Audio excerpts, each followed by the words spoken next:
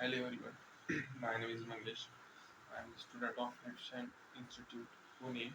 On 8th of December, I am going to explain you about the various data types in the Java programming language.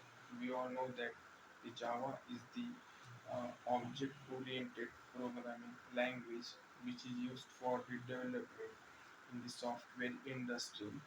Moving forward and talking about the Java and their data types. We all know that every language have their basics. The Java programming language have their basics. There are the two type of the data types in the Java programming language. That is uh, primitive data types, and second one is the non-primitive data types. The primitive data types are the eight, which was the introduced by the Java, and there are some non-primitive data types.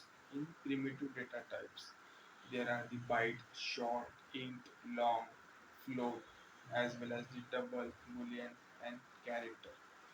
Starting with byte, the byte is the smallest uh, variable in the Java programming language. We store the whole number from -128 to the positive 127.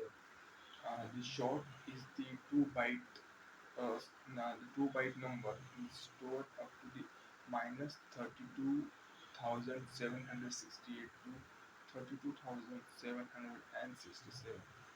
The integer, which is short form, is int, which is normally used on a last scale to save the uh, data types.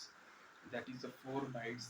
We stored the number which was used on the last scale. And going forward and talking about the long is the 8 bytes and 64 bits of variable which is used to store the number. It ends with a small l or the capital L, as well as the float is also used as the 4 byte. We stored up to, we can get the answer up to 6 to 7 decimal points. We can store it. And the boolean, which was used for the whether the statement is true or the false, uh, whether we get the right answer that we want, where we can use the boolean. The character, we can also call it a short form as the char, which is a single character which is used to define a single word or a single value while programming. The non-primitive data types are like array, which is used to store the same data in while doing a programming language. And we can also use this string, which is used to store the complete sentence or the word while doing the programming language.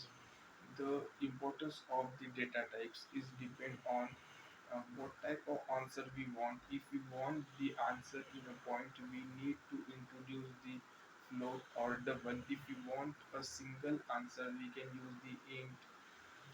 The We need a proper data types because the size of it takes more storage in memory. That's why we need to use the proper data types while doing the programming. Thank you.